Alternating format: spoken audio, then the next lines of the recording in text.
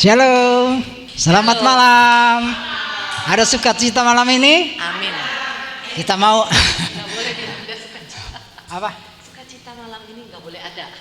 Kita mau bersukacita dengan menaikkan puji-pujian, amin. Karena Tuhan begitu baik. Kita bangkit. Ayo Meli. Beri tepuk ayo, tangan Meli, nyanyi, yang meriah Meli. kepada Tuhan.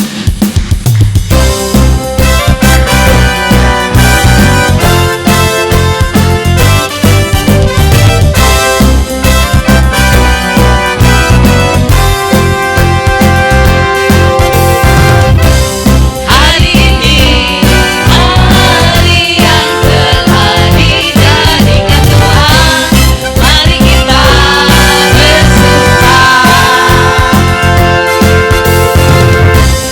Hari ini hari yang telah dijadikan Tuhan, mari kita bersuka dalam Tuhan. Bersuka dalam Tuhan,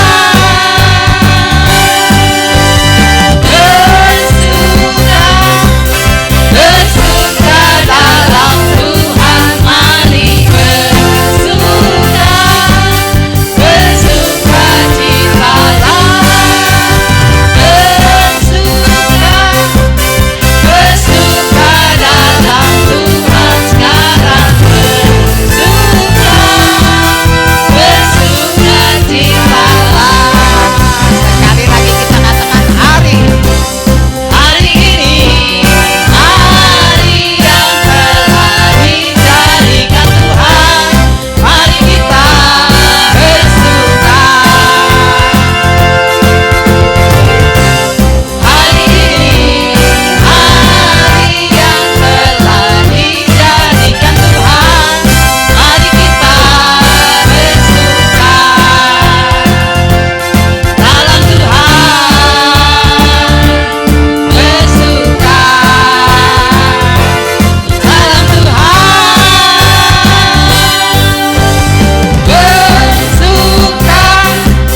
bersuka dalam Tuhan, mari bersuka, bersuka citalah, bersuka dalam Tuhan sekarang, bersuka citalah.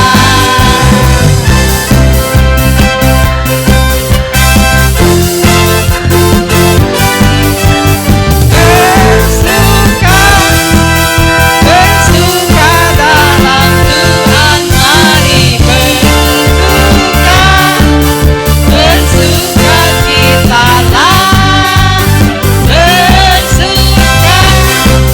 bersuka dalam Tuhan sekarang, bersuka sekarang, bersuka sekarang, bersuka citalah. Terima kasih, silakan duduk. Mari kita berdoa dalam nama Bapa dan Putra dan Roh Kudus. Amin. Bapa yang baik, kami hadir di tempat ini bersama untuk bersekutu, untuk berdoa, untuk menaikkan pujian syukur. Karena Engkau Bapa yang baik, yang menyediakan segalanya. Kami percaya saat ini Kau hadir di tengah-tengah kami. Urapi kami ya Bapak, jamah setiap kami, agar kami mengerti segala rencana-Mu.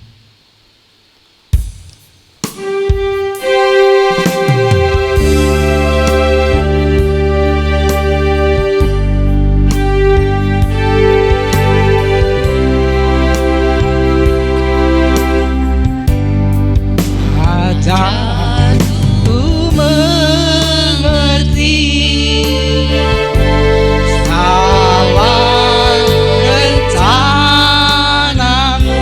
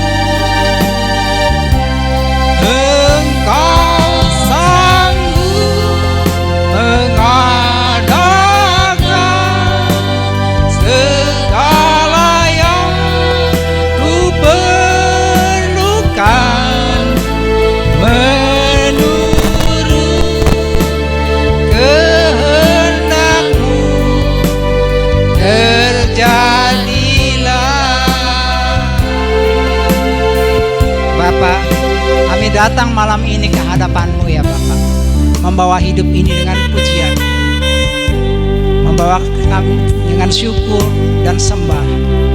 Sebab Engkau adalah Bapa, Engkau adalah Allah yang setia.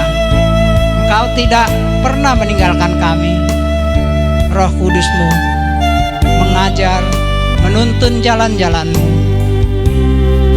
Setiap kami datang kepadamu tidak akan dikecewakan. Kami akan melihat perbuatan-Mu yang besar yang dinyatakan dalam hidup kami. Kita panggil sekali lagi Dia Bapa.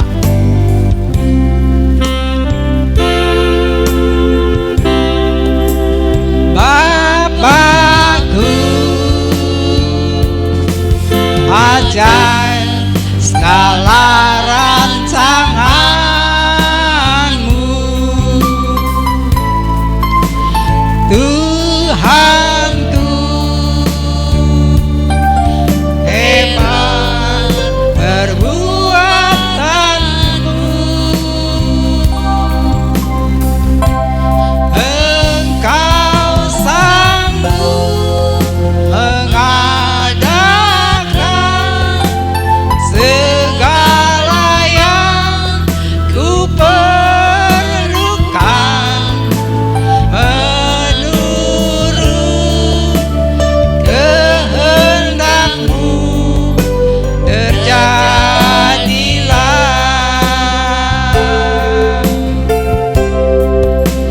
Bapakku, Engkau ajaib Tuhan, ajaib segala rancangan-Mu sempurna. Tuhanku, heran perbuatan-Mu. Engkau sanggup mengadakan segala yang ku perlukan, menurut kehendak-Mu terjadilah.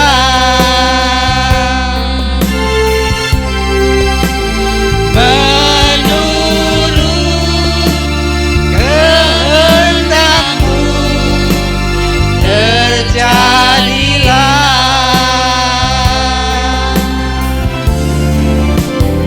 Nyanyian ini adalah doa kami ya Tuhan. Rancangan-Mu selalu indah pada waktunya.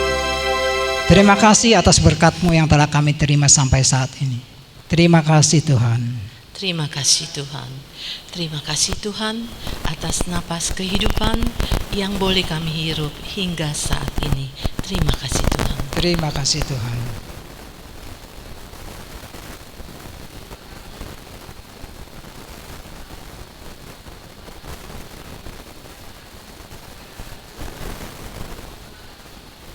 Terima kasih ya Tuhan. Tuhan.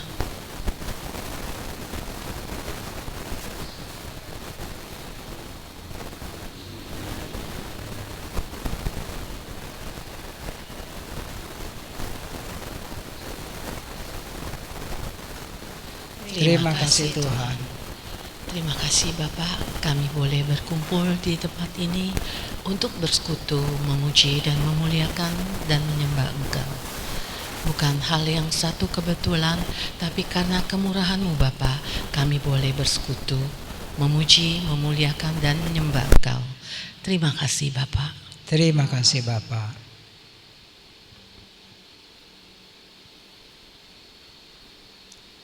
Inilah sebagian dari ungkapan syukur kami Tuhan. Begitu banyak kebaikan-Mu yang terdapat kami ungkapkan.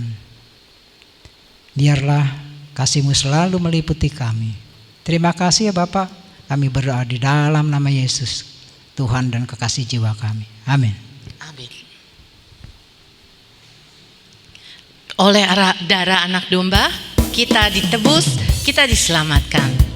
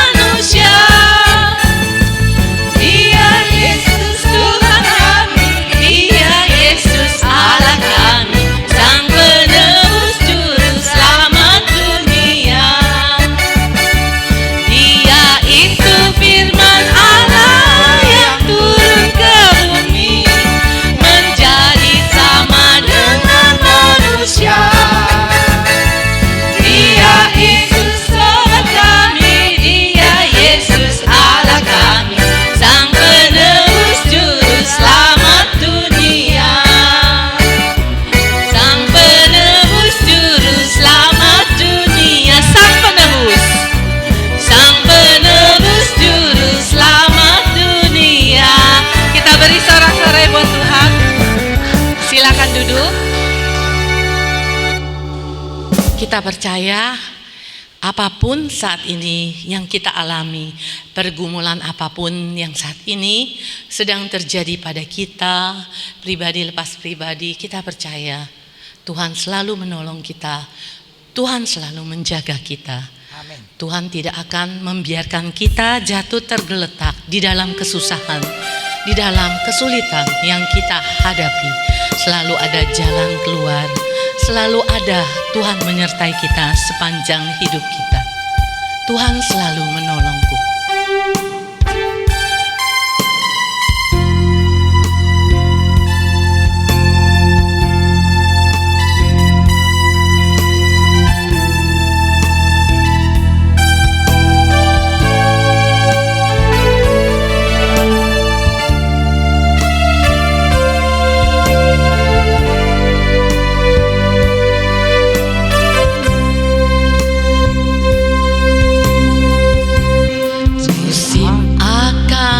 Terus berganti, kasih Tuhan tetap abadi,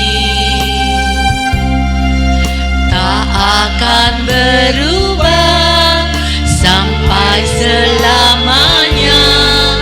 Ku tetap percaya,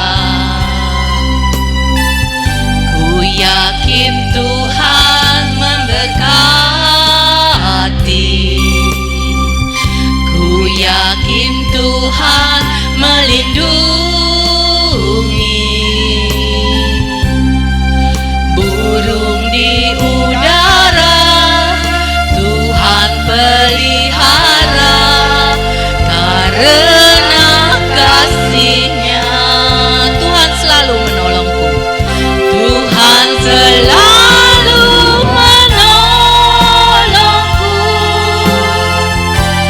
selalu menjagaku, sehelai di rambutku tak akan terjatuh tanpa seizinmu.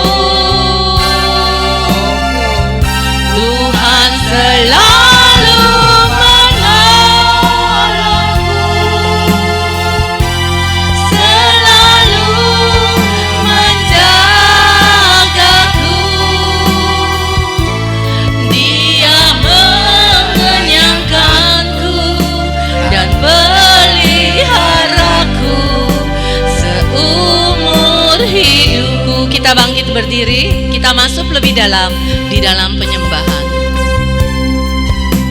Kita resapi kata demi kata, kita imani lagu yang kita nyanyikan sebagai doa pribadi kita masing-masing.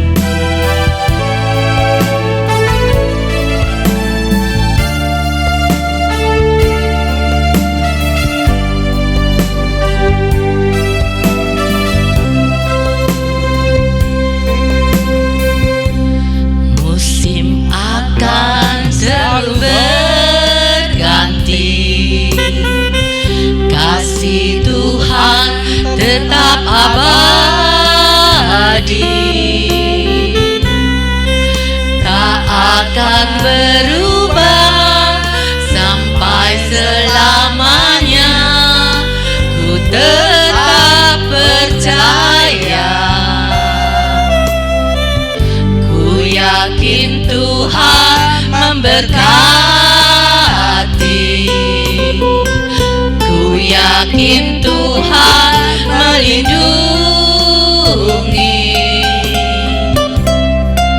Burung di udara Tuhan pelihara, karena kasih-Nya Tuhan selalu menolong. Tuhan selalu menolongku,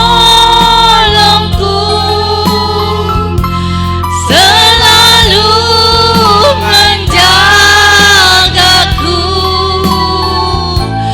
sehelai di rambutku tak akan terjatuh tanpa seizin.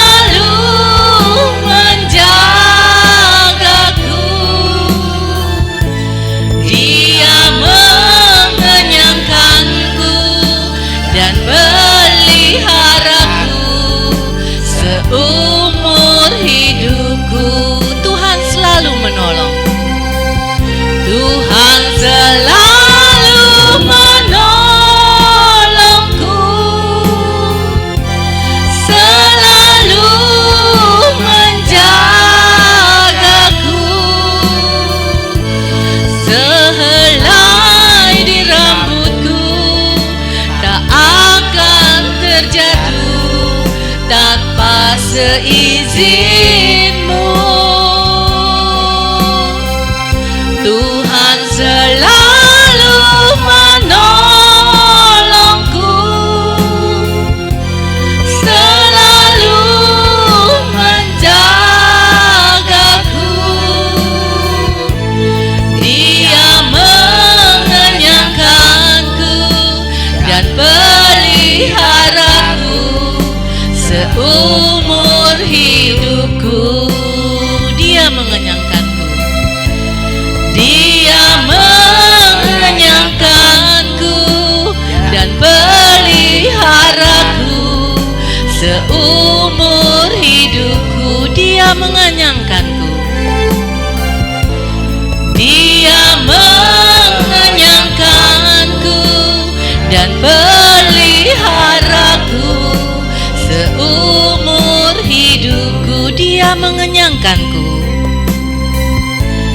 Dia mengenyangkanku dan peliharaku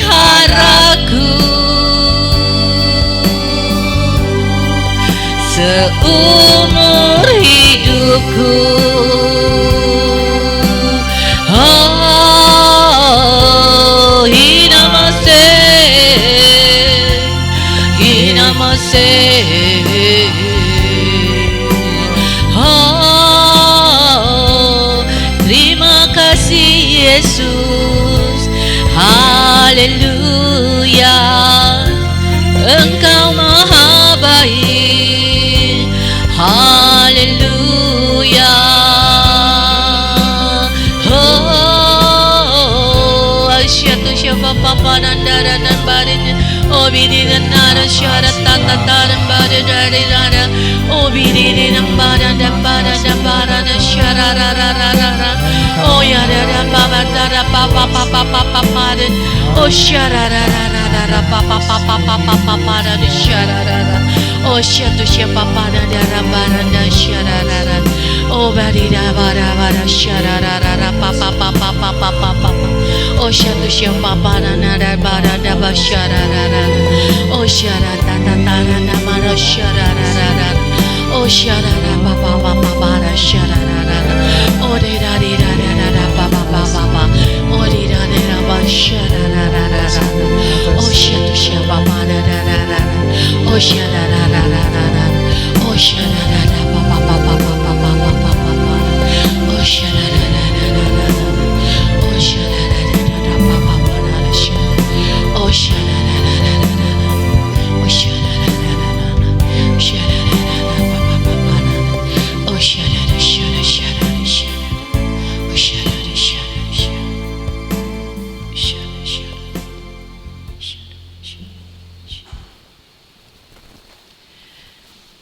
Datanglah padaku, kalian yang letih lesu dan berbeban berat.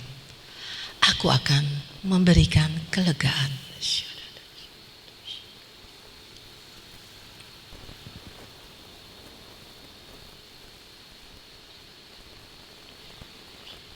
Jangan takut, jangan bimbang. Aku menyertaimu sampai akhir zaman.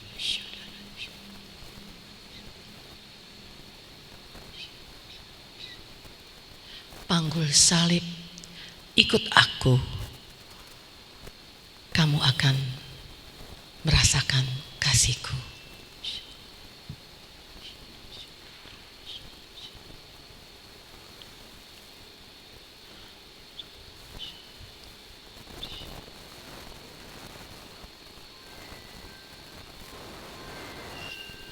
Percayalah, kuk yang terpasang padamu tidak akan melebihi kekuatanmu.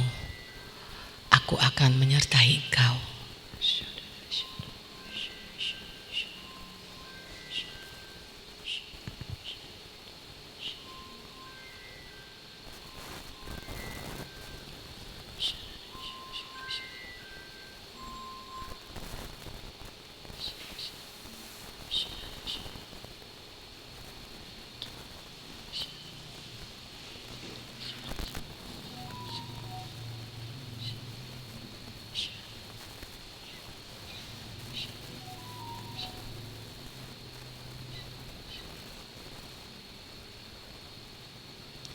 tanggalkanlah bebanmu. Dekatlah padaku. Aku akan memberikan engkau kelegaan.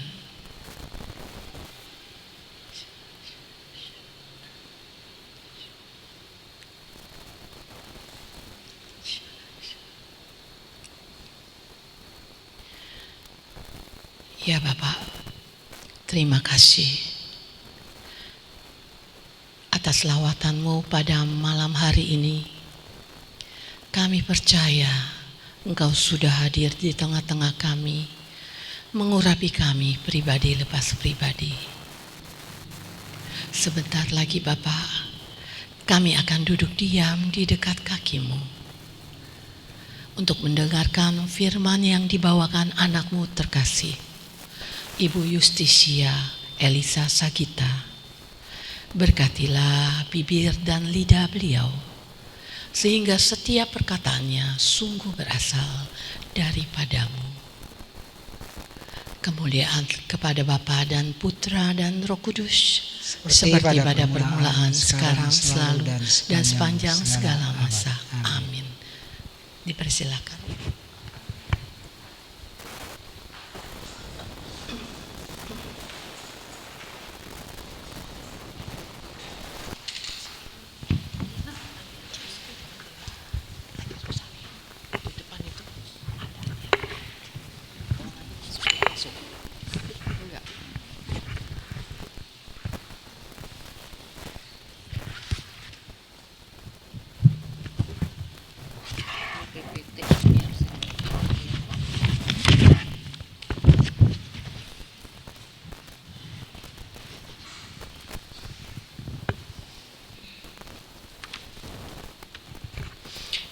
Selamat malam, Shalom. Waduh, hari ini banyak yang absen ya. Banyak yang rosario. Oke. Pak Adi, selamat malam. Pak Adi namanya. Pak Adi. Pak Surya tadi nitipin suruh kontaknya Pak Adi gitu ya. Pak Surya ke luar negeri ya? Pindah di sana gitu. Oh, sering ke luar negeri ya, dia pikir. Oh, setahun sekali. Oke, nggak apa-apa. Oke. Saya mengambil judul itu adalah mewartakan kebangkitan Kristus dalam hidup. Perlu perkenalan lagi nggak? Nggak usah ya, udah berulang-ulang ya. Oke. Ini sama dengan PPT. Kebangkitan. Baru saja kita lewatin Paskah. Masih nggak semangat kebangkitan kita rasakan? Baru 3 minggu lah kira-kira ya. Masih. Lama-lama nanti sebulan, 2 bulan lama-lama hilang loh. Ya. Mewartakan kalau kebangkitan, arti kebangkitan sendiri bisa hilang. Lama-lama setengah tahun kita juga nggak tahu apa yang harus kita wartakan kembali. Apa itu kebangkitan maknanya dalam hidup kita, apa yang harus kita wartakan. Terus kebangkitan itu apa sih? Gitu ya, saya ambil contoh bacaan minggu lalu nih, sengaja saya bawa baca ruah. Bacaan Injil minggu lalu. Ketika Yesus, kira-kira begini, Yesus itu menampakkan diri kepada murid-muridnya di pantai Danau Tiberias. Ingat gak? Ya kan? Terus Yesus mengatakan, adakah ikan padamu? Ya kan? Nih, dia bertemu dengan Simon, Petrus, Thomas, Nathanael. Terus Yesus mengatakan, adakah ikan padamu? Kata Yesus, hai anak-anak, apakah kamu punya ikan? Apakah kamu punya ikan? Seorang nelayan ditanyain, apakah engkau punya ikan?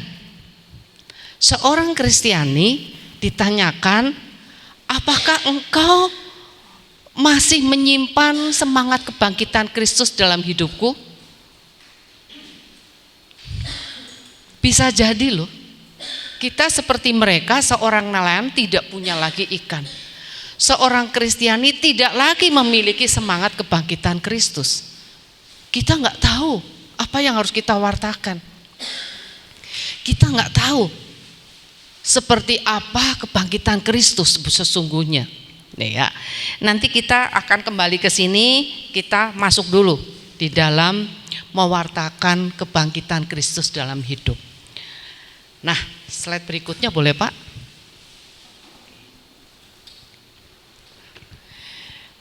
Ketika itu berita kebangkitan Kristus bagi murid-muridnya pertama kali adalah tentang kekalahan. Bayangin loh, sepanjang pelayanan Yesus selama 3 tahun, apa yang Yesus lakukan, murid-murid melihat, ya, bagaimana Yesus membuat mujizat demi mujizat, bagaimana Yesus menolong orang-orang yang ditemui di dalam perjalanan pelayanannya, banyak karya-karya mujizat dia lakukan. Tetapi pada kenyataannya, kok pada akhirnya Yesus dibunuh seperti seorang penjahat tanpa melawan, pada saat dibunuh melalui lewat salib, di mana saat itu kematian salib itu sebagai kematian yang mengenaskan, kematian yang ya bukan seorang baik-baik lah, kematian lewat salib. Kok kenapa Yesus yang dia lihat, yang mereka mengharapkan Yesus itu Mesias, Yesus itu akan menjadi raja, berkali-kali pun Yesus mengatakan bahwa dia adalah raja. Ya, tapi kan kita, pemahaman kita anak murid-murid tidak sampai di situ. Kok akhirnya matinya dengan sangat mengenaskan, tanpa perlawanan, tanpa pembelaan. Yesus tutup mulut. Mereka menganggap itu sebuah kekalahan. Aduh, aku sudah kalah, kami sudah kalah. Sehingga mereka itu kecewa, mungkin patah semangat, merasa itu kalah. Kok memiliki Allah yang nanti kita kaitkan dengan kehidupan kita, memiliki Allah yang ajaib, kok hidup kita sering dikalahkan. Kita punya Allah, kita tuh Allah Katolik, Kristen itu Allah yang ajaib loh, Allah yang sanggup, Allah yang masih hidup sampai dengan hari ini, Allah yang bisa dibuktikan bahkan melalui ilmu pengetahuan yang paling maju pun. Bahkan ilmu pengetahuan itu nggak bisa mengiringi kemajuan, nggak bisa memahami Yesus meskipun dengan ilmu pengetahuan yang mutakhir. Buktinya kalau kita pernah mengikuti seminar kain kafan, itu kain kafan Yesus diteliti dengan menggunakan teknologi yang mutakhir. Makin diteliti, makin maju ilmu pengetahuan, makin nyata bahwa Yesus itu sungguh hidup. Yesus itu bukan cerita, hanya sekitar fiksi. Yesus itu bisa dibuktikan, buktinya pun sampai sekarang masih ada. Misalnya kalau kita ke Yerusalem, pohon yang dinaikin Zakeus masih ada. Saya belum pernah ya, tapi jejak-jejak pewartaan Kristus itu masih ada. Yang kemarin saya pergi adalah ke jejak pelayanan Paulus di Efesus, itu masih ada. Tempat Yohanes dikuburkan masih ada. Makin teknologi maju, makin diteliti, makin terbukti bahwa Yesus sungguh ada, Yesus pernah ada, Yesus pernah hidup, Yesus pernah melayani. Jejak-jejak pelayanannya ada semuanya. Salah satu Vatikan adalah di Vatikan itu ada misalnya tubuh Petrus, Santo Petrus, ya, masih jejak-jejak Kristus, jejak-jejak pelayanan Yesus. Salah satunya adalah Petrus ada. Jadi kekristenan itu bukan sebuah cerita. Makin teknologi makin maju, makin kita harus mengakui bahwa Yesus itu sungguh ada. Terbukti, didukung dengan ilmu pengetahuan yang makin maju. Kain kafan itu diteliti dengan berbagai macam ilmu. Yang meneliti bukan lebih banyak bukan orang Kristen, dari berbagai bangsa, bahkan orang-orang yang mungkin Yahudi, berbagai teknologi, berbagai keyakinan, mereka meneliti melalui keahlian, makin terbukti Kristus ada. Jadi Allah yang ajaib itu ada, keajaiban sampai sekarang. Ya, kita memiliki Allah yang ajaib, tapi sering kita merasa kalah. Kok kita memiliki Allah yang ajaib, kok hidup saya selalu kalah? Apalagi kita minoritas, selalu kalah dan dikalahkan. Ya, tapi kita diminta melihat bukan dari cara pandang seperti itu. Kita mau belajar untuk melihat seperti para wanita itu memandang. Maria Magdalena dan para perempuan pagi-pagi benar, meskipun mereka juga hancur, sedih, kecewa mungkin ya, hancur, sedih, kecewa. Kok pengharapan tidak sesuai, kenyataan tidak sesuai dengan pengharapan, jauh sekali. Pagi-pagi benar mereka pergi ke kubur untuk mengurapi tubuh Yesus. Mereka tidak jatuh di dalam kesedihan, dalam kekecewaan. Kita pun diminta untuk seperti itu. Kalau kita di dalam sedang bergumul, jangan berpikir bahwa aku bergumul karena aku tidak memiliki Allah yang ajaib yang membelaku. Aku bergumul, aku mengalami kesulitan karena Allahku tidak berbuat apapun terhadap hidupku. Tidak demikian. Para wanita itu melihat yang lebih besar. Apa? Rasa hormat, rasa sayang lebih besar daripada kecewa, mungkin sedih. Itulah, kita pun harus melihat lebih besar. Jangan melihat itu. Jadi cara pandang kita yang berbeda. Jadi jangan ketika kita punya persoalan, jangan berpikir bahwa kita nggak memiliki Allah yang ajaib yang menyertai kita. Tetapi ada makna lain yang Tuhan mau kita lewati. Penderitaan itu akan menguduskan kita. Penderitaan itu membuat kita lebih dewasa.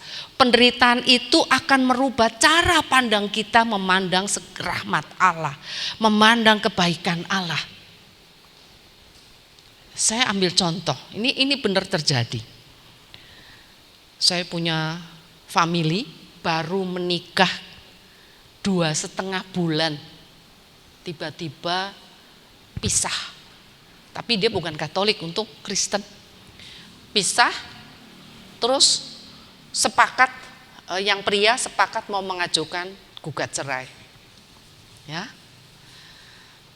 Sekarang kalau kita lihat, kok baru pernikahan 2,5 bulan kok cerai? Orang tuanya padahal hidupnya baik sekali. Orang tua yang pria itu hidupnya sangat murah hati, sangat suka menolong. Meskipun itu seorang Kristen, saya tahu hidup mereka. Tetapi yang pria itu anaknya sangat keras. Kalau dinasihati orang tua susah sekali. Disekolahkan sampai ke luar negeri apa. Kalau mau saya melihat secara orang tua, lihat bahwa anak itu tidak menghargai berkat. Disekolahkan sampai ke luar negeri, 2 luar negeri, S2, dua bidang ilmu sampai ya tentunya orang tuanya mengeluarkan uang begitu banyak.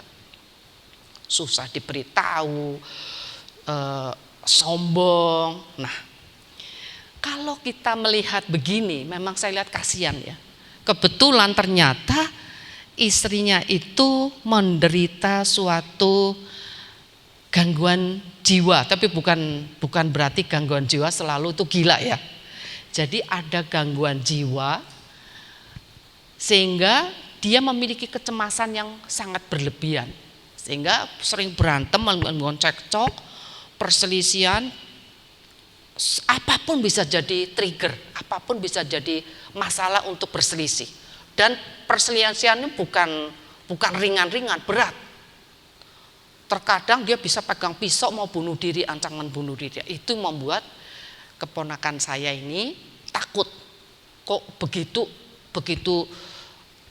maksudnya kok reaksinya begitu ekstrim, sampai mengancam mau bunuh diri, pakai pisau mau melompat segala macam.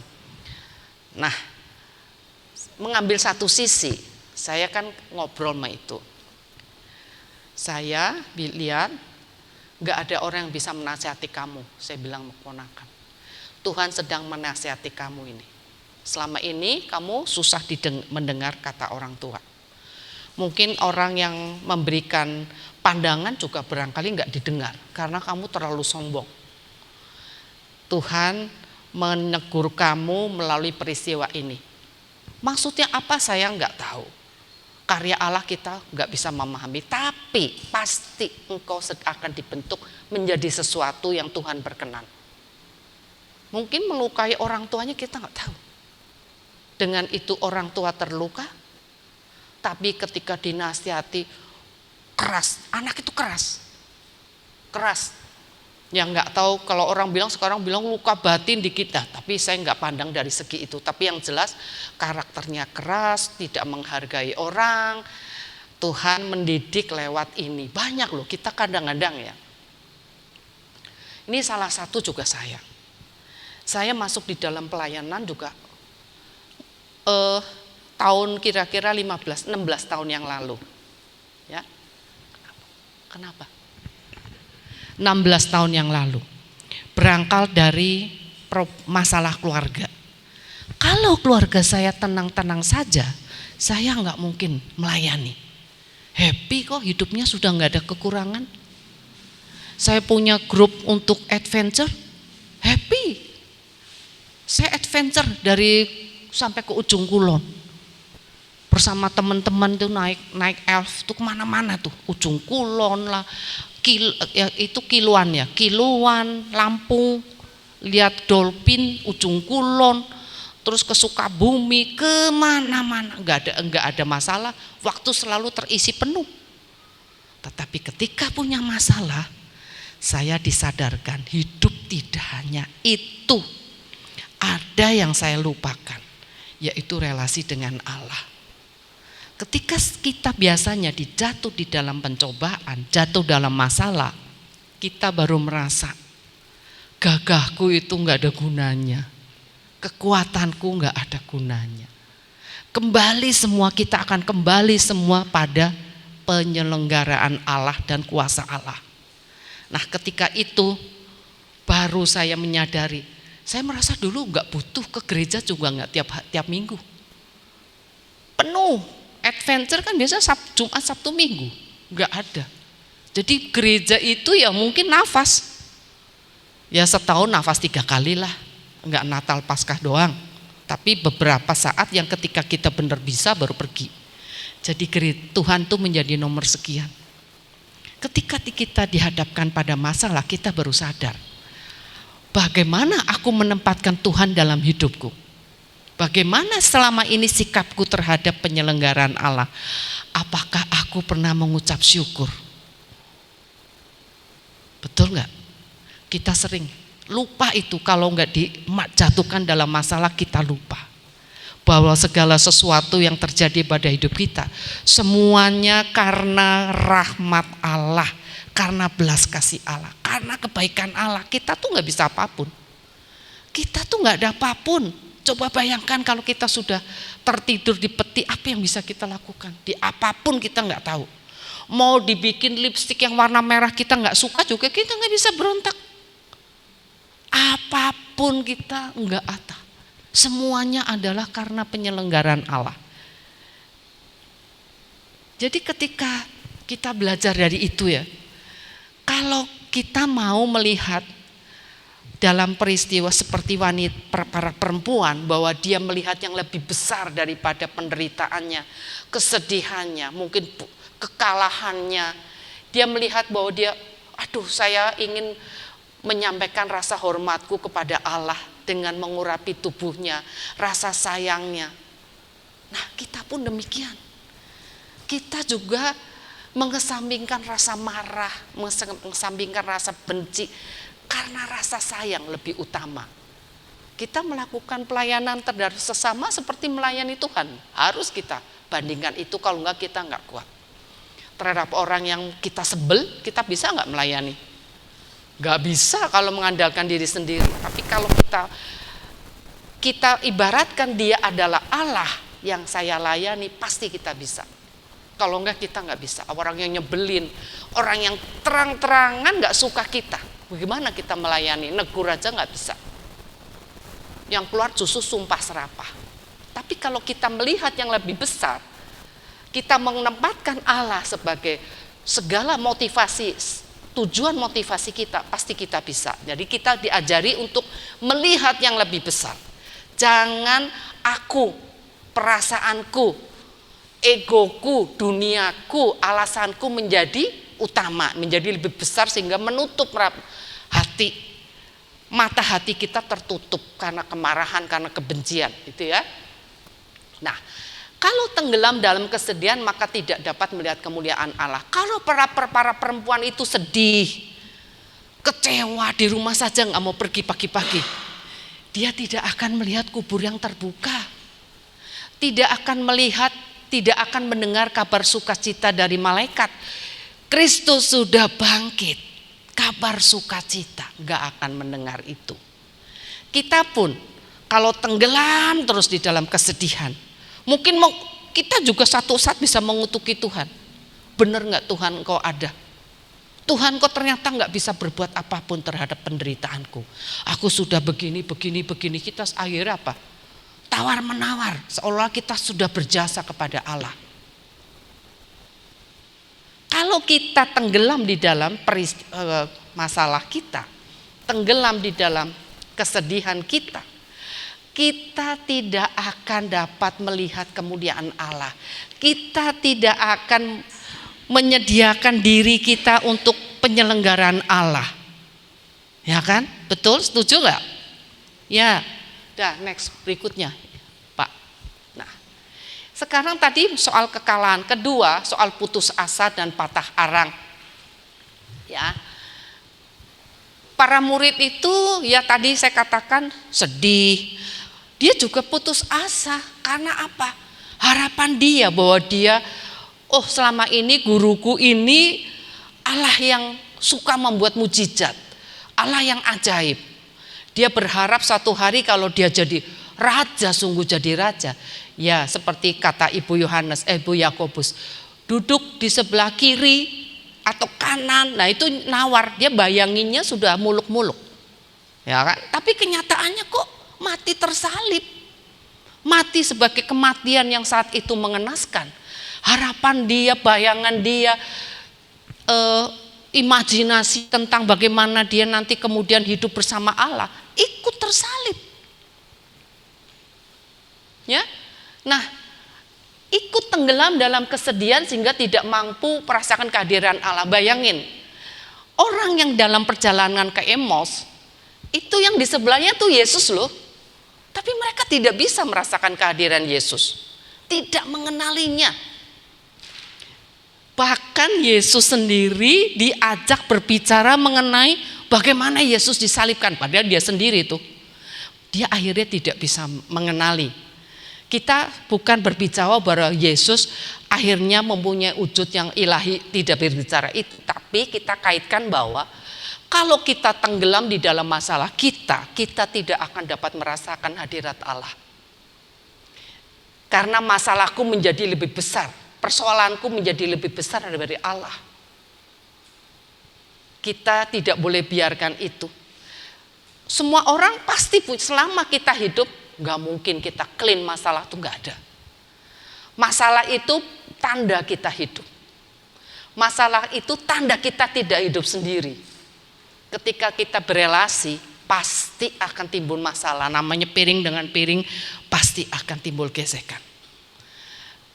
Tapi kita tidak boleh tenggelam, tidak boleh membesarkan masalah itu sehingga Tuhan dilupakan. Seperti orang dalam perjalanan ke Emmaus, dia tidak mengenali Allah. Bahkan yang diajak bicara tentang Allah ya dia sendiri. Mereka kan dalam perjalanannya cerita bahwa guru Yesus begini dengan Yesus sendiri. Kita nggak menyadari loh, sering loh. Yesus beserta kita nggak menyadari. Tuhan, Engkau di mana Tuhan? Saya terasa tidak mampu pada Tuhan yang di sebelah kita. Kenapa doaku tidak dikabulkan Tuhan? Kenapa doa kita nggak dikabulkan? Pernah nggak kita berpikir mengapa doa-doaku tidak dikabulkan? Karena waktunya adalah waktu Tuhan. Bukan tidak dikabulkan. Saya selalu menggambarkan dengan cara yang sederhana. Seorang ibu, kita masak, goreng pisang untuk anak kita yang lagi main sepak bola. Kita siap, nanti kalau habis main sepak bola, makan pisang sama es teh, enak kan? Es teh manis kita bikinin, pisang goreng. Belum waktunya, belum selesai, anak udah pulang. Mami, mana pisang gorengnya? Tangan belepotan, mukanya belepotan tanah. Kita kasih nggak? Ya nggak kasih. Itu Tuhan sama, nggak kasih. Cuci tangan dulu, cuci muka dulu. Kalau baju belepotan, tuker baju, baru kita kasih. Jangan khawatir nak, ini untukmu. Berkat itu sudah disiapkan tetap untukku. Tapi tunggu, Tuhan tunggu, kita siap menerimanya. Banyak sering kita, kenapa kok belum? Kita belum siap menerima kemuliaan Allah. Contoh ya, ketika saya pernah cerita mengenai anak saya yang sakit. Itu kira-kira 1,5 tahun yang lalu. Saya doa, doanya macam-macam. Sampai akhirnya doa rosario lah, koronka lah. Kalau saking ngantuk, misalnya kaget, tadi udah sampai di mana ya Bapak kaminya ya? Takut diulang dari depan. Takut tidak dikabulkan sampai sebegitunya. Tapi itu berjalan terus dengan berjalan bersama proses pengobatan. Kenapa Tuhan nggak sembuhkan saat itu? Karena saya belum siap. Kami juga belum siap untuk memahami Allah yang hidup. Melalui proses sampai hampir 1 tahun. Akhirnya bukan sakitnya tiba-tiba sembuh, tapi melalui tangan dokter akhirnya menemukan dokter yang tepat dan sembuh. Sumber masalahnya tahu lah, bukan sembuh sama sekali. Misalnya di benjolan langsung hilang benjolan, tidak.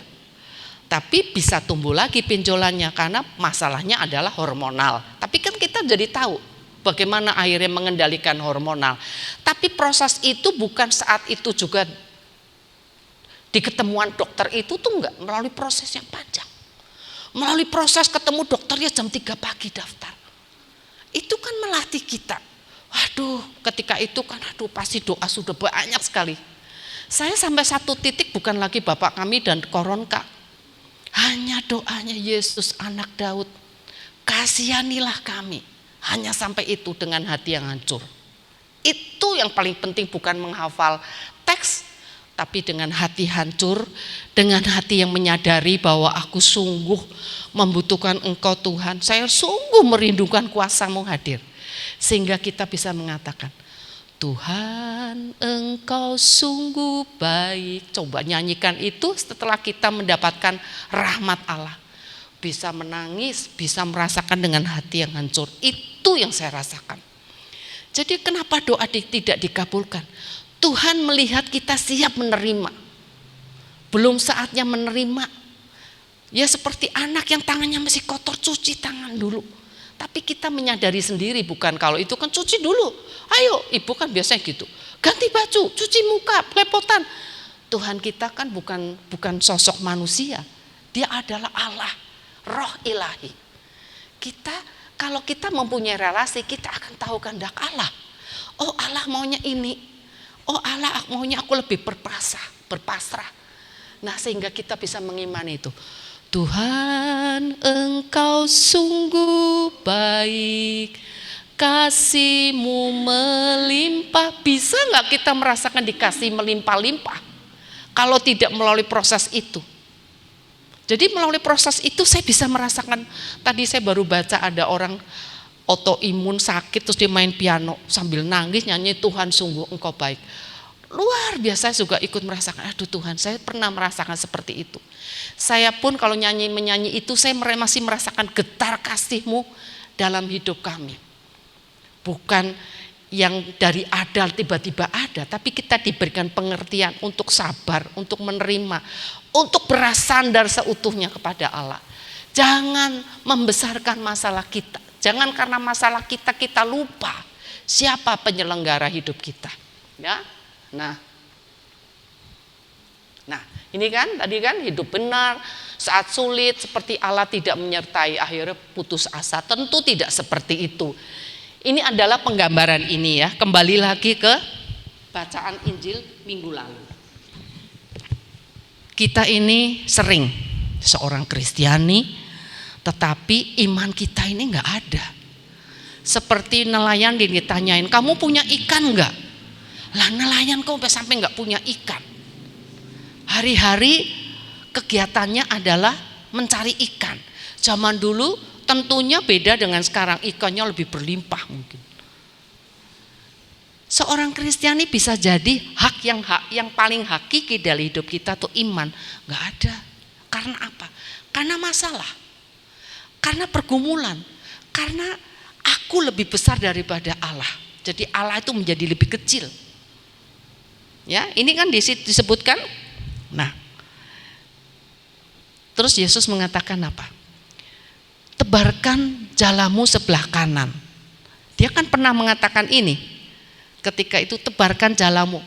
Berarti ini adalah kedua Tuhan Yesus mengatakan tebarkan sebelah kanan, dan akhirnya dapat ikan yang banyak. Ketika Yesus mengatakan tebarkan sebelah kanan, Petrus langsung sadar. Itu adalah Tuhan. Terus dia apa? Dia telanjang, pakai jubah kan? Terus dia langsung berenang mendekati Yesus. Orang mau berenang kok pakai jubah coba? Harusnya berenang kan lepas baju. Tapi ini berenang pakai jubah. Itu tanda bahwa kita menghadap Allah harus dengan sungguhan selain sopan, kita juga harus dalam sebuah persembahan yang penuh. Ya salah satu yang ke gereja, kita sungguh ke gereja itu dipersiapkan. Bukan begitu sampai di gereja langsung bisa nanti habis gereja makan apa ya? Ya, habis terima komuni langsung nanti habis ini langsung ya, nggak usah berkat kita kabur. Tidak seperti itu. Waktu berekaristi itu sebuah waktu yang intim yang nggak bisa ditukar dengan apapun. Saya ambil itu ya. Kebetulan saya juga prodiakon. Saya merasakan kalau prodiakon tuh nggak punya waktu itu. Jadi ketika dapat langsung ngambil itu langsung bagi, nggak punya waktu untuk merenung. Jadi gini, ketika kita terima hosti, duduk diamlah. Kamu kok sudah mengundang Yesus hadir? Masa langsung kita gegap gempita? Kita nggak persilakan dia hadir. Tuhan, kan kita masukkan nih tubuh Kristus dalam hidup kita. Hadirat Allah masuk dalam hidup kita. Kita persilakan dia, Tuhan, aku persilakan engkau masuk di dalam ruang yang paling besar untukmu. Kita bagian Santa Avila. Hati kita itu bersekat-sekat, beruang-ruang. Ada puri-puri di dalam. Kalau Santa Avila begitu. Jadi kita pun, Tuhan, aku persilakan engkau masuk di dalam ruang hatiku yang paling lapang. Tuhan, ubah hatiku ya Tuhan. Kalau hatiku keras, jadilah hatiku lembut. Kalau aku punya masalah, tidak damai sukacita, semoga kehadiratmu membawa damai sukacita. Bicaralah secara intim dengan Allah. Diam dengan merasakan hadirat Allah sambil berbicara dengan Allah. Itu pakailah waktu sampai selesai itu untuk itu. Kalau mau misa, kita juga harus persiapkan loh, Tuhan, saya mau ikut misa ini dengan segala keberadaanku. Ya pokoknya pusatkan hati pikiranku agar dapat mengikuti seluruh ekaristi ini dan dapat merubah hidupku. Pakai waktu itu untuk seperti ketemu pacar. Berbicara secara intim, berbicara secara indah. Ekaristi itu salah satu sarana menyembuhkan kita loh. Banyak hal mujizat terjadi di situ. Ya. Jadi ketika Yesus mengatakan sebelah kanan, dia langsung mengenali.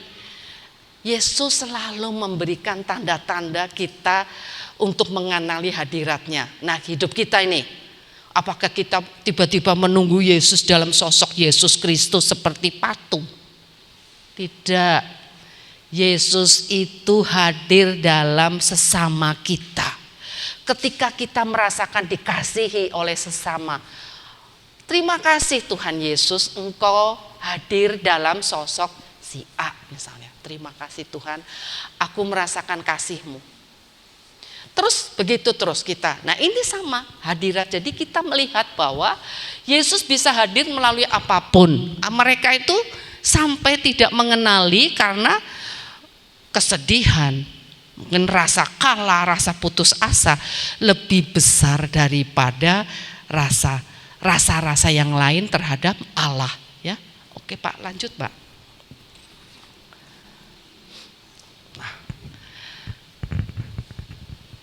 Hendaknya kebangkitan Kristus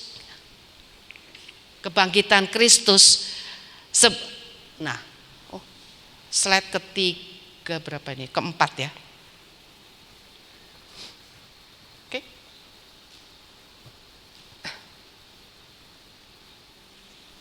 Ini sudah. Kebangkitan Kristus adalah pengharapan kehidupan kekal, kematian bukan akhir.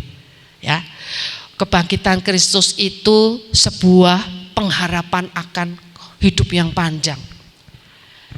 Mungkin kalau tidak ada Yesus yang tersalib, Yesus yang berkorban untuk kita, kematian adalah akhir.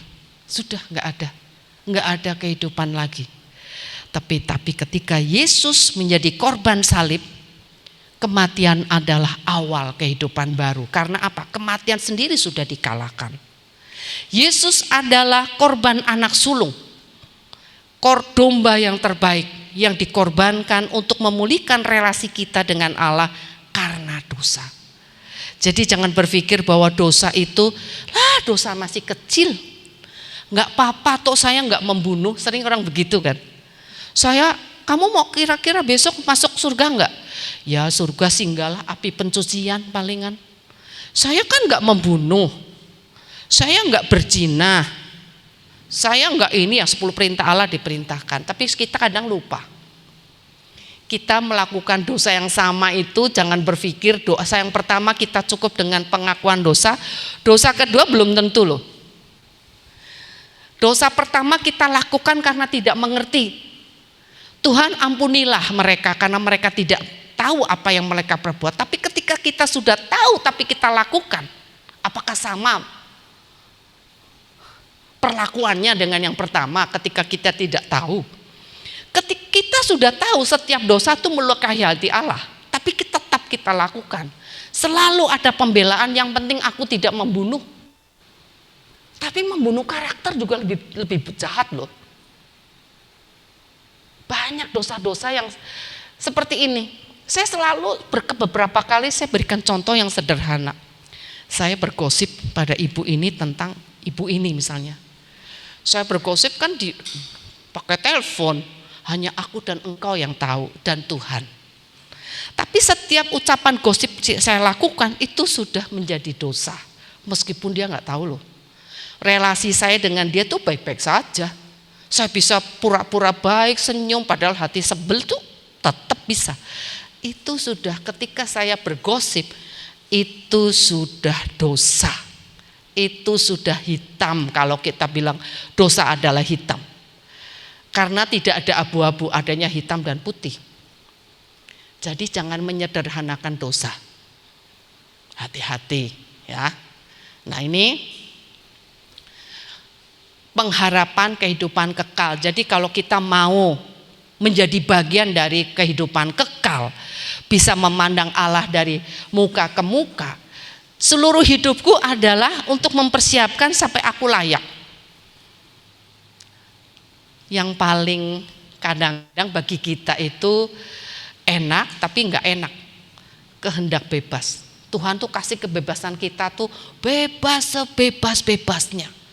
Bahkan bebas untuk tidak percaya aja bebas, nggak ada dipaksa kok. Kita nggak percaya sama Allah pun nggak masalah. Kita tidak taat nggak masalah, yang rugi kan engkau sendiri. Jadi itu bagian dari kehendak bebas. Kehendak bebas yang disalah artikan. Ya.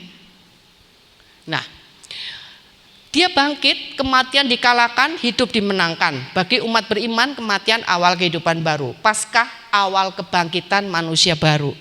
Ketika dalam serangkaian acara Paskah, kita ikut terhanyut bahwa Yesus yang disiksa, kemudian Yesus bangkit, hati kita langsung bersukacita menggebu-gebu. Ya, betul? Nah, sukacita ini kalau kita lagi seneng kita diam aja enggak? Coba kita dapat lotre 100 juta katakanlah.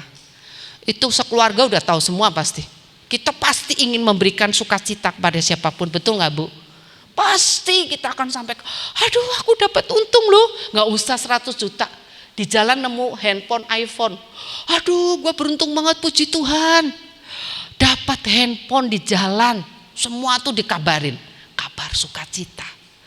Ini sukacita ini lebih dari sekedar kita mendapatkan sesuatu. Sukacita ini adalah pengharapan hidup kekal. Hendaknya pengalaman sukacita ini kita kabarkan ke sesama. Dalam apa? Dalam kepelayanan murah hati. Jangan cuma telepon, ayo tapi gue belum makan, gue gak punya duit. Tapi lu dengerin dulu, gue dapat iPhone misalnya. Tidak seperti itu dong. Masuk di dalam, kalau kita merasa bahwa aku bersyukur di Tuhan, engkau sungguh baik.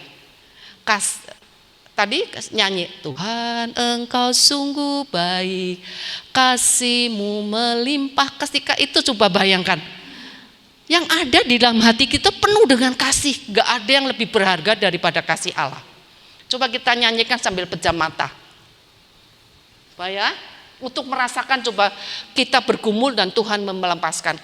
Kita punya keluarga, kita punya penyakit yang luar biasa, yang berbahaya. Katakanlah CA stadium 5, tiba-tiba Tuhan 5 atau berapa batasnya, Tuhan tapi memberikan mujizat, tiba-tiba sembuh, tiba-tiba menemukan dokter yang sekali berobat langsung berkurang, sekali berobat berkurang. Kita akan bisa mengimani lagu ini dengan penuh syukur. Ya, coba kita sambil pejam mata nyanyi.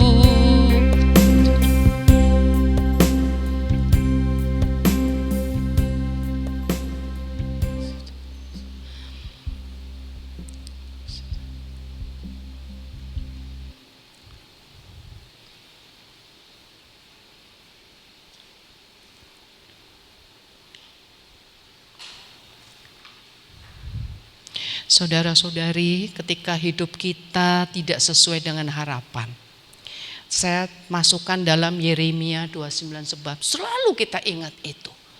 Tuhan gak pernah memberikan kita rancangan kecelakaan. Tuhan selalu memberikan rancangan damai sejahtera. Ketika hati kita mampu bersyukur, kita baru menyadari, Tuhan, hari baru itu Kau berikan untuk kami. Kadang-kadang kita nggak menyadari, setiap hari kita diberikan kesempatan untuk menikmati hari baru. Kita terlalu fokus dengan keinginan diri, kesulitan. Lupa bersyukur, coba setiap pagi aja kita nyanyikan, Tuhan Engkau sungguh baik. Kasih-Mu melimpah dalam hidupku. Selalu begitu. Kalau kita bangun pagi, kita nafas harus menggunakan oksigen. Coba. Berapa banyak uang yang kita keluarkan. Kita bangun pagi, kita lupa. Setiap buka mata kita ucapkan syukur. Tuhan Kau sungguh baik. Hari ini aku bisa membuka mata dengan sehat. Tidak menggunakan oksigen. Tidak harus ditopang orang lain ke WC, tidak harus dibantu. Saya mau makan apa boleh, meskipun mungkin diabetes nggak boleh makan banyak gula, tapi sedikit kita masih bisa makan. Apapun kita bisa menikmati. Ungkapan syukur itulah kalau kita sudah merasakan. Jadi kalau di dalam kebangkitan hari Paskah, kalau kita sudah merasakan bahwa aku bagian orang beruntung yang diselamatkan, kita bisa mengucap syukur. Kalau Paskah kemarin hanya lewat sekedar perayaan, kita tidak akan bisa mampu mengucap syukur sudah diselamatkan. Harus kita merasa diselamatkan, merasa mendapat limpahan kasih, baru kita bisa mensyukuri sebagai orang yang beruntung. Telah diberi dengan berkelimpahan. Tuhan itu murah hati. Memberi itu bukan seperti kita, perhitungan sudah berapa aku memberi. Kita sering memberi itu dengan begitu banyak perhitungan. Tapi Tuhan kita tidak.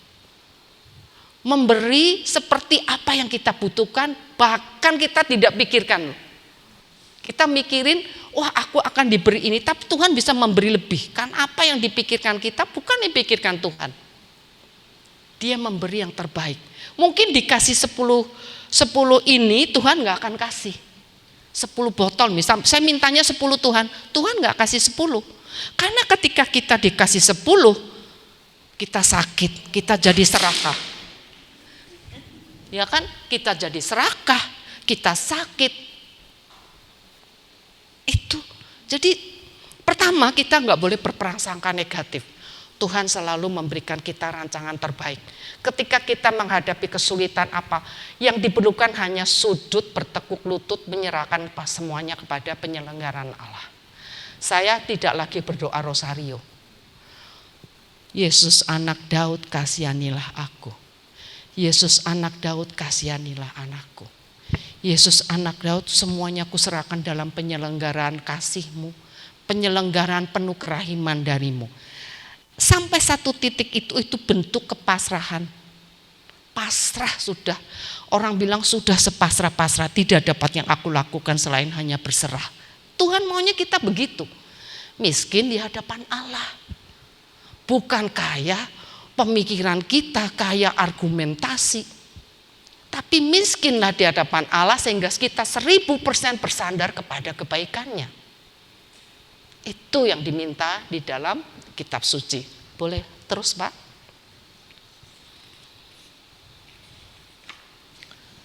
Nah kita ya teruskan kebangkitan Kristus itu apa sih? Nah, momentum untuk bersegera. Ketika para wanita, perempuan melihat Yesus yang bangkit, kubur kosong, dia mendapatkan berita sukacita dari malaikat, dia langsung lari loh, cepat melapor kepada Petrus. Ya. Kemudian Petrus juga sama, langsung lari. Melihat benar apa enggak. Ketika dia juga melihat kubur kosong, langsung dia dengan penuh semangat mewartakan kebangkitan Kristus sebagai warta gembira. Perasaan kalah, patah arang, bangkit. Akhirnya semua dikesampingkan dan dia mewartakan Kristus kepada orang Yahudi dan seterusnya sampai kita hari ini, buah dari pewartaan para rasul. Bagaimana kalau rasul kecewa terus, patah arang terus, berita sukacita tidak sampai pada kita. Ya.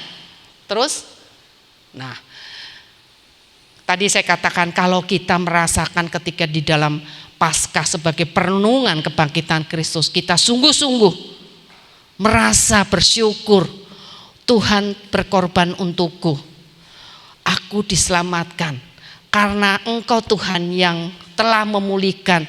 Jadi ketika kita berdosa, kita dan Allah terpisah. Ada jurang yang memisahkan, itu jurang dosa karena dosa. Tuhan itu menjembatani sehingga kita boleh memanggil Allah sebagai Bapa. Bedanya kita dengan agama sebelah, kita boleh memanggil Allah pencipta langit dan bumi yang sangat kuasa dan segala sesuatu dengan sebutan Bapa. Karena apa? Yesus yang tersalib, yang menjembatani sehingga kita boleh memanggil Allah sebagai Bapa. Ada kesetaraan. Menjadi sempurna kesetaraan itu ketika kita sungguh-sungguh hidup dalam surga, dapat memandang Allah dari muka ke muka. Itu kesempurnaan.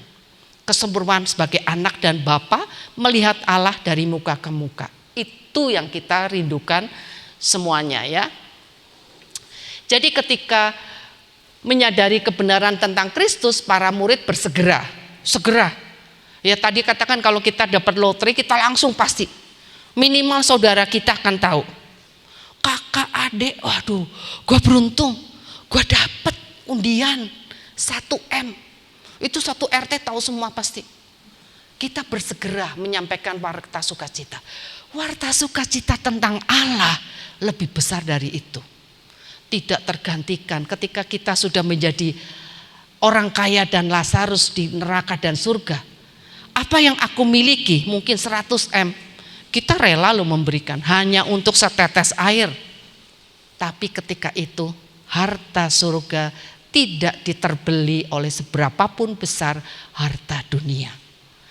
Ketika kita mendapatkan warta sukacita, warta keselamatan, kita diminta untuk bersegera menyampaikan dalam bentuk pelayanan murah hati. Ada kata murah hati. Karena kita ketika pelayanan itu kita kadang melawan hati loh. Capek. Yang kita layanin sebel. Dia lagi. Minta bantuan lagi. Nah, bagaimana kita melawan ini? Mungkin dulu dia pura-pura butuh tapi sekarang sungguh-sungguh butuh. Nah, itu melawan itu tuh butuh pelayanan murah hati, menyadari bahwa yang punyaku bukan punyaku. Kita harus murah hati, yang kau akui sebagai milikku tuh bukan punyaku. Semua milik Allah. Harus digunakan untuk kemuliaan Allah. Kalau karyaku tidak membuat Allah ditinggikan, apa gunanya semua? Masa orang Kristen begitu? Pelit amat sih. Masa melakukan bakso pilih-pilih? Nah, itu kan membuat tujuan kita karya kasih, tapi justru membuat orang melihat bahwa Allah yang bukan ditinggikan. Maunya Allah ditinggikan, justru Allah tidak ditinggikan melalui pelayanan kita. Makanya dia bilang pelayanan murah hati, kita harus bermurah hati seperti Kristus murah hati. Slide berikutnya boleh Pak, ini tinggal sedikit kok.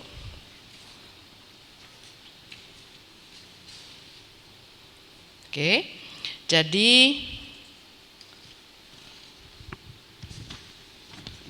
satu. Nah, ini kan ceritanya begitu, mendapatkan kubur kosong. Ini cerita yang tadi ya. Jadi, nah, kalau kita, tadi saya katakan kalau kita hidup hanya bersandar karena kebaikan Allah, kita merasa bahwa aku terberkati, hidup kita ini sungguh diberkati Tuhan. Bayangin ya, Tuhan itu mikirin hal sekecil-kecilnya. Hidup sesudah mati aja dipikirin. Kita sendiri gak mikirin. Kita sering gak mikirin loh sesudah mati kita mau jadi apa. Kita numpukin barang sebanyak-banyaknya. Kekayaan dikumpulin, hemat-hemat. Ada orang minta ajak kita bilang gak punya duit. Padahal kita punya. Kita sering begitu, sering bukan murah hati. Kita lupa bahwa segala sesuatu adalah Allah. Kita lupa bahwa hidup kita ini juga karena kebaikan Allah. Bahkan hidup sesudah mati pun sudah dipikirkan oleh Allah. Bagaimana kita mati nanti, Tuhan mau semuanya bersama Dia di surga. Semuanya tanpa terkecuali. Tuhan kan gak mikirin, oh orang jahat gua gak kasih udara deh. Udaranya, oksigennya hanya untuk orang baik. Kan enggak, semuanya sama. Nah kita juga maunya, kita pelayanan murah hati mau pada orang baik, kepada orang jahat. Bagianku hanya melayani, mengasihi, mengampuni.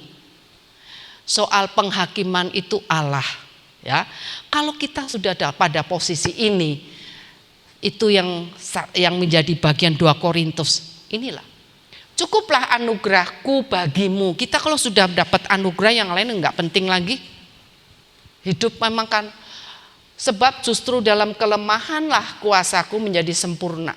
Ini kata Paulus, sebab itu aku lebih suka bermegah atas kelemahanku supaya kuasa Kristus turun menaungi aku. Kalau aku nggak ada persoalan, apakah aku berdoa dengan tekun? Kalau misalnya anakku sehat-sehat saja, semua berjalan seperti dunia rancangkan, apakah saya bisa bertekun berdoa sampai setahunan itu? Doanya itu nggak, saya sudah bermacam-macam. Saya sendiri pelayanan doa, jadi anak sakit tidur saya doakan bermacam-macam. Tetapi ketika mendoakan itu kehendakku, Tuhan semoga ini, semoga ini, semoga ini. Lupa bahwa doa itu syukur, mengucap syukur, mengucap terima kasih. Terakhir kan saya nggak minta apapun, Tuhan kasihanilah saya, kasihanilah Tuhan anak Daud, kasihanilah aku. Kasihanilah berupa apa, itu semua kan terserah Allah. Apa yang kau layak untuk kami, kondisiku dikasihani, terserah engkau Tuhan. Tuhan anak Daud kasihanilah kami. Tuhan anak Daud kasih aku, sebutin nama anak saya, sudah. Hanya itu, bahkan itu diucapkan kalau saya lagi setir mobil, itu refleks mengucapkan kata itu. Menjadi seperti doa Yesus, Yesus, doa Yesus. Doa ungkapan syukur, ungkapan bahwa aku mau bersandar karena kebaikan Allah. Hendaknya kita seperti itu.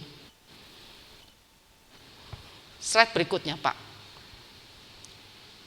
Nah, sekarang kebangkitan Kristus dalam keluarga. Saling melayani, dilayani, menerima, memberi, mengasihi, dikasihi, mengampuni, diampuni. Dalam satu keluarga. Keluarga berarti ayah, ibu, anak, keponakan, dan yang tinggal dalam keluarga saling melayani. Biasanya orang maunya dilayani, tapi lupa melayani. Padahal melayani dan dilayani itu punya makna berbeda.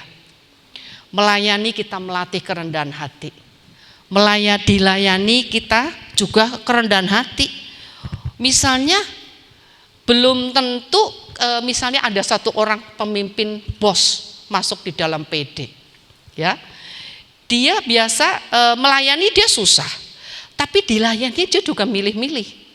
Misalnya diambilin minum sama office boy yang juga di PD itu, belum tentu dia mau loh. Saya kan bos, masa yang ngambil minum office boy? Harusnya itu. Nah, itu dilayani dan melayani butuh kerendahan hati, butuh sadar bahwa saya itu memang harus melayani. Kita tuh harus melayani. Tuhan Yesus saja melayani, masa kita milih dilayani? Banyaklah melayani supaya aku sadar bahwa aku tuh nggak super power. Tuhanlah yang super power. Ya. Mengampuni. Kalau engkau mau diampuni ya mengampunilah. Itu secara refleks deh. Bahkan Tuhan mengatakan, kalau ketika engkau memberikan persembahan, engkau teringat berselisih dengan saudaramu, berhenti dulu ngasih persembahan. Ya kita berrekonsiliasi dulu. Jadi sebegitu pentingnya mengampuni, diampuni. Mengampuni tidak boleh milih-milih. Diampuni, yang diampuni layak diampuni juga nggak boleh pilih-pilih. kita hendaknya mengampuni. Karena apa? Kita doa tiap hari, Bapa kami gimana? Doakanlah kami, seperti ampunilah kami, seperti kami juga. Nah itu benar apa enggak tuh? Kita ngomong, kita jalanin enggak? Makanya saya katakan doa Bapa kami doa yang tidak pernah selesai karena susah dipertanggungjawabkan. Susah loh. Bapa kami yang di surga, itu udah meletakkan Tuhan di surga. Berarti gue di dunia nih, ya kan? Layak nggak? Bapak lagi. Bapakku yang di surga. Nah, kalau bapakku harimau, anaknya harimau dong. Jangan-jangan bapakku misalnya harimau, gue tikus. Sama enggak gitu loh. Jadi ketika kita menyebut dia bapak, saya punya layak enggak? Layak sebagai anak enggak? Bapak kami itu doa yang ketika kita hidupi itu sungguh susah sekali. Saya bilang seumur hidup kita enggak akan bisa menjalani doa itu. Bapa kami yang di surga, dimuliakanlah namamu. Benarkah aku memuliakan namanya? Apakah kelakuanku dapat dipertanggungjawabkan sebagai kemuliaan bagi dia? Itu dua kata aja kita, itu boleh kita jadikan renungan meditasi. Satu kata aja kita nggak bisa. Ampunilah kesalahan kami. Kamu minta ampun mah gampang. Tapi orang yang minta ampun pada kita ampuni enggak? Itu makanya susah kan, bener kan? Itu aja jadi bahan meditasi. Kita meditasikan setiap hari, satu kata, satu fraksi, satu fraksi. Doa yang tidak pernah selesai karena nggak bisa kita pertanggungjawabkan seumur hidup. Susah sekali. Kita akan jatuh di setiap itu. Kita hari ini udah bener, besok jatuh. Jadi itu yang kita harus jaga seumur hidup itu. Jadilah kehendakmu, bener nggak kita? Ngomong Tuhan jadilah kehendakmu. Ketika yang nggak sesuai dengan kita protes, Tuhan aku maunya yang begini. Aku nggak mau penderitaan Tuhan. Aku maunya ya seperti saya, Tuhan saya maunya Tuhan nggak muluk-muluk Tuhan. Anaknya sehat, pinter, itu kan muluk semua tuh. Sehat, pinter, dapat jodoh yang baik Tuhan, dapat pekerjaan yang baik, semua yang terbaik. Apakah saya bilang Tuhan berikanlah anakku jodoh laki-laki yang tidak bertanggung jawab? Kan nggak ada. Semua yang aku minta tuh yang terbaik. Nah itu harusnya jadilah kehendakmu itu sebuah kepasrahan. Bentuk bahwa saya merendahkan diri, saya memposisikan saya itu bukan apa-apanya. Diberi kebaikan Tuhan itu sudah terima kasih, matur nuwun kalau orang Jawa, nggak ada yang lain selain berterima kasih. Oke, selain saling menjaga dalam kesatuan gereja Tuhan sebagai satu bahtera. Kita ini keluarga adalah gereja Tuhan. Kita belajar mengasihi dari keluarga. Orang banyak merasa luka batin juga berawal dari keluarga. Jadi keluarga itu hati-hati, gereja. Mengenal Allah dari keluarga, mengenal kebaikan dari keluarga, mengenal soal pengampunan juga dari keluarga. Keluarganya otoriter, orang susah anaknya mengampuni. Jadi kita mesti meletakkan Allah sebagai pusat di dalam keluarga. Di dalam keluarga itu harus kita letakkan Allah sebagai sumber yang kita hormati, yang kita puja, jadikan pedoman, jadikan kompas. Terus sebagai bahtera kita merasa bahwa kita nggak boleh selamat sendiri dalam satu keluarga. Kita harus bersama-sama selamat. Kalau orang ke dalam anggota keluarga ada yang nggak bisa, kita bantu supaya bukan hanya aku yang selamat, tapi semuanya selamat. Terutama pasangan suami istri. Kalau istrinya nyebelin katakanlah, suaminya ngapain? Biarin aja aku masuk surga, lu masuk neraka, salah sendiri misalnya gitu. Ya tidak boleh. Kalau satu keluarga satu bahtera, semua harus masuk di dalam bahtera, semua harus selamat, ya. Terus kita supaya dapat menjadi saksi Kristus bersama-sama. Oh inilah keluarga Kristus, yang di tengahnya ada Kristus. Benar enggak hidupku seperti yang Tuhan gambarkan sebagai saksi Kristus? Slide berikutnya Pak. Nah dalam komunitas, ya, komunitas juga sama, saling melayani, dilayani seperti saudara, seperti kepada Kristus dalam pelayanan murah hati. Kalau keluarga kan nggak perlu murah hati, memang kewajiban kita untuk melayani karena kita satu. Keluarga itu kan berawal dari suami istri yang dipersatukan Tuhan, dua menjadi satu, punya anak-anak, itu bagian dari satu. Kalau komunitas kan bukan siapa-siapa, Mungkin tetangganya, mungkin orang yang disebelin, mungkin saingannya, mungkin segala macam. Makanya pelayanan murah hati dengan penuh kerendahan hati. Pelayanan sebagai kesaksian hidup telah dikasihi, ya. Dikasih Allah tanpa batas, syukur telah diselamatkan. Nah ini paling penting. Sekarang bagaimana terhadap orang di luar Kristiani, ya. Apalagi itu kalau di luar Kristiani, hati-hati. Ketika kita melayani, kita tuh bertanggung jawab atas kebaikan nama Allah. Nama Yesus ada celahnya enggak? Tapi ketika kita melayani misalnya, melayani di komunitas muslim misalnya nih ya, kita menampilkan penampilan yang arogan, yang sombong, emangnya soalnya berduit. Nah, apakah Kristus tampilannya seperti itu? Tampilan Paus Fransiskus aja sudah begitu murah hati. Bahkan itu mobilnya Paus Fransiskus mau dijadikan mobil ambulan lah gitulah untuk orang-orang Gaza. Jadi mobil untuk kayak puskesmas keliling gitu. Sampai sebegitunya. Katakanlah Paus orang lebih berduit, kan dia tidak menampilkan arogan, ngapain gue ngurusin. Dia dikasih mobil yang begitu mewah. Mobilnya dijual, diberikan ke organisasi Afrika. Itu bentuk wajah Kristus yang ditampilkan sebagai Kristus yang murah hati. Kristus yang gak memilih dan memilah. Memberikan kasihnya tanpa memilih, semua mendapatkan kasih yang sama.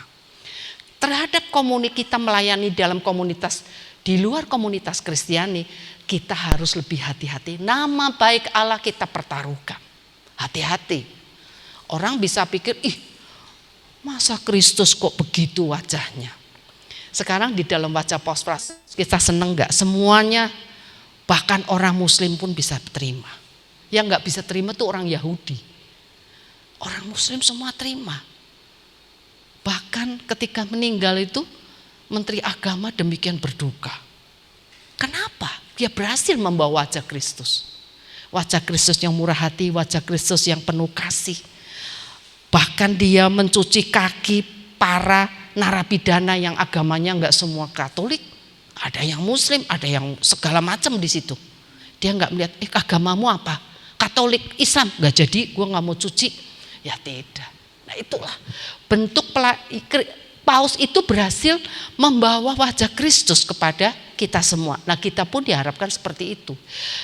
Pelayanan kita bahwa kita telah merasa bahwa aku mendapatkan berita sukacita kebangkitan Kristus, aku merasa beruntung, aku merasa telah diselamatkan.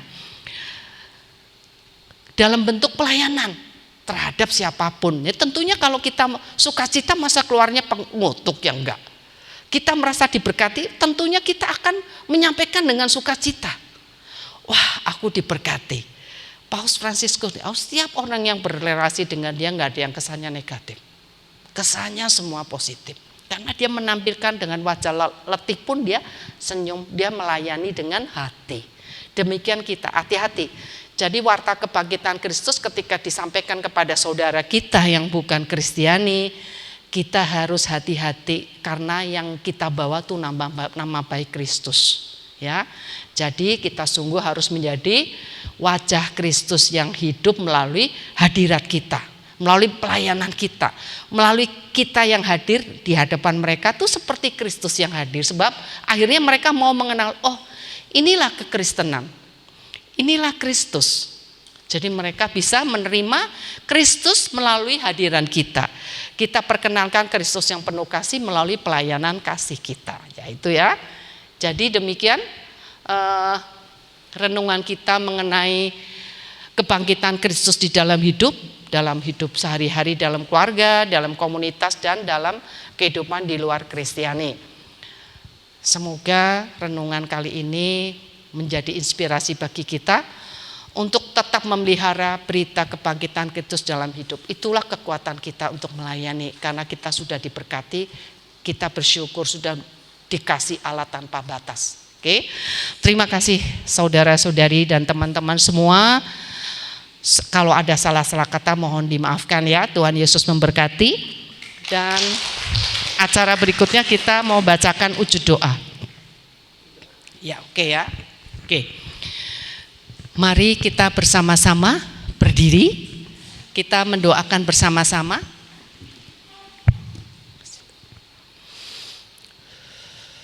Kita buat tanda kemenangan Kristus dalam nama Bapa, Putra, dan Roh Kudus. Amin.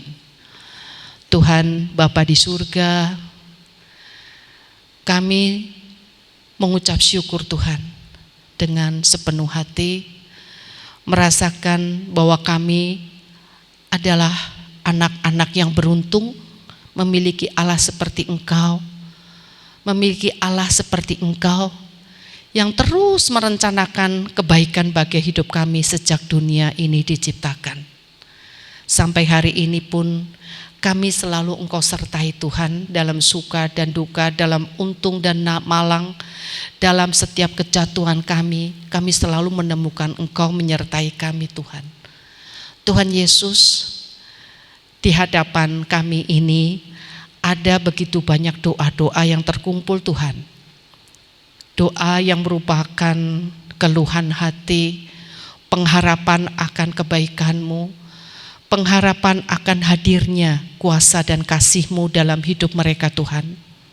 Baik masalah sakit penyakit Tuhan, di mana mereka ingin Kau angkat Tuhan melalui kuasa dan kasih-Mu. Kau beri jalan keluar bagi penyelesaian sakit penyakit yang sedang mereka tanggung Tuhan. Tuhan, beri mereka pula kekuatan Tuhan, agar di dalam menerima sakit penyakit imannya tidak bergoyah Tuhan, dan dapat mempersembahkan sakit penyakit ini sebagai silih bagi dosa-dosa mereka, bagi dosa-dosa sesama. Dan seluruh penyakit ini pun dapat menjadi salib yang dapat ditanggungkan bersama salib-Mu Tuhan Yesus. Tuhan, di dalam intensi ini pun ada begitu pengharapan Tuhan akan keberhasilan, akan rezeki, akan segala kemudahan-kemudahan hidup Tuhan. Begitu pula ada juga yang mereka berharap untuk keselamatan kehidupan kekal bagi keluarga mereka ya Tuhan. Semuanya menyadari bahwa hanya di dalam kuasa dan kasih-Mu seluruh hidup kami, seluruh masa di dalam hidup kami, masa depan hidup kami, semua terjadi karena kemurahan-Mu, semua terjadi karena kuasa-Mu ya Tuhan. Ya Tuhan Yesus, sekali lagi kami berharap Tuhan melalui kuasa-Mu, hadirlah ya Tuhan. Hadirlah untuk menjadi jalan keluar bagi seluruh intensi yang terkumpul Tuhan, yang telah kami sebutkan mengenai sakit penyakit, mengenai kesulitan-kesulitan hidup, mengenai pekerjaan, mengenai masalah yang sedang mereka hadapi, baik relasi dengan keluarga, dengan sesama dan lain sebagainya Tuhan. Tuhan Yesus, kami serahkan seluruh intensi ini dalam kebaikan, dalam kemurahan, dan dalam penyelenggaran-Mu yang maha kasih. Tuhan, terima kasih Tuhan, kami percaya ketika kami mohon kepadamu, Kau jadikan rancangan terbaik-Mu bagi kehidupan kami masing-masing, bagi kehidupan seluruh yang memohonkan intensi ini kepadamu Tuhan. Jadikanlah rancangan terbaik bagi hidup mereka ya Tuhan. Kami percaya karena Engkau murah hati, Engkau maha kasih, Engkau maha rahim, Engkau mengasihi tanpa batas, tanpa memilih dan memilah siapa kami, apakah kami layak menerima Tuhan, tapi Engkau mempersiapkan segala kebaikan bagi kami.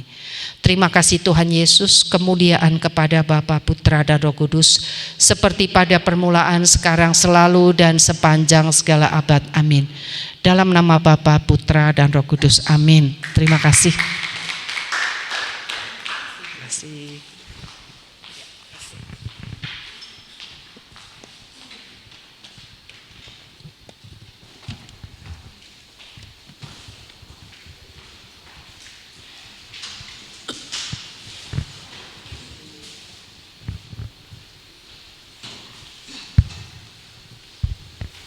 Terima kasih Bu Justisia atas sharing firman-Nya. Saatnya kita memberikan persembahan.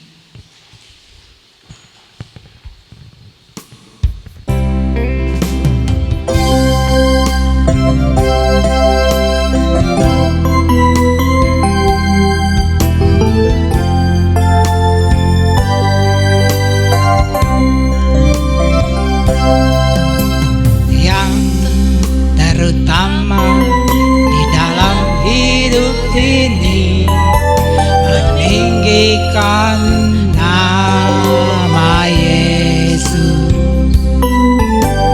Yang terutama di dalam hidup ini, memuliakan namanya. Haleluya, haleluya. Saya mau cinta Yesus. Haleluya, haleluya. Saya mau cinta Yesus. Haleluya, haleluya. Saya mau cinta Yesus. Haleluya, haleluya.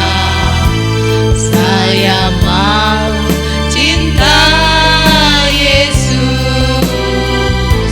Saya mau cinta Yesus.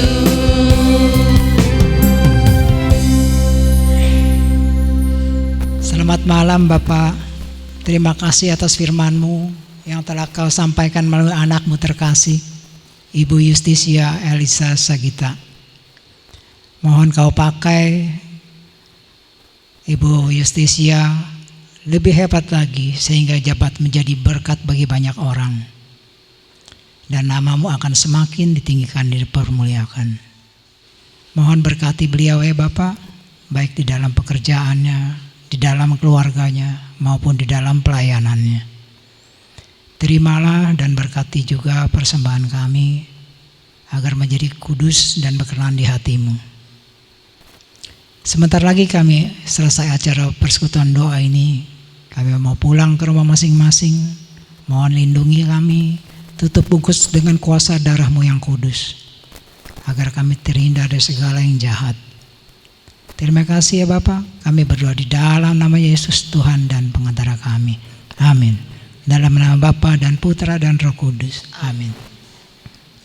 Ada pengumuman persekutuan doa ini Senin depan kita libur karena ada Hari Raya Waisak. Tapi Senin depan berikutnya kita mulai lagi dengan pembicara Bapak Agustinus Ponto. Ada The Day of Revival.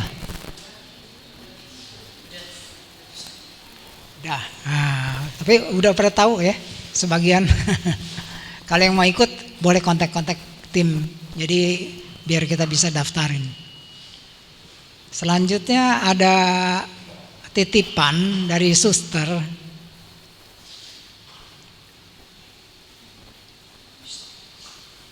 Ada titipan dari suster, tapi titipan ini apa?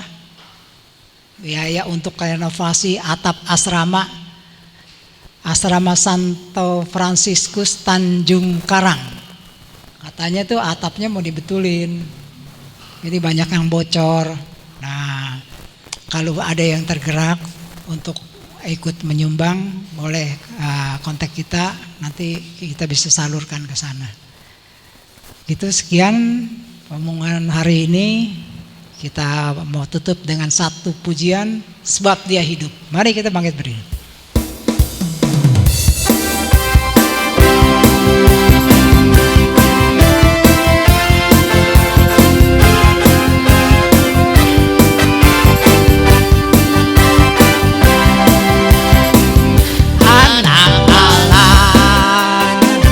Yesus namanya menyembuhkan.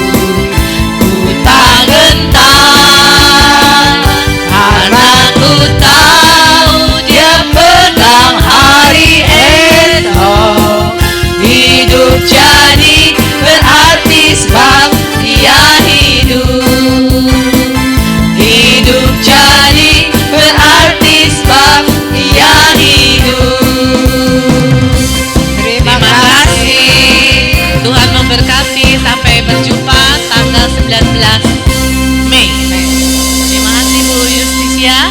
Kita foto dulu, semuanya foto dulu, nanti baru bersantap di belakang. Terima kasih.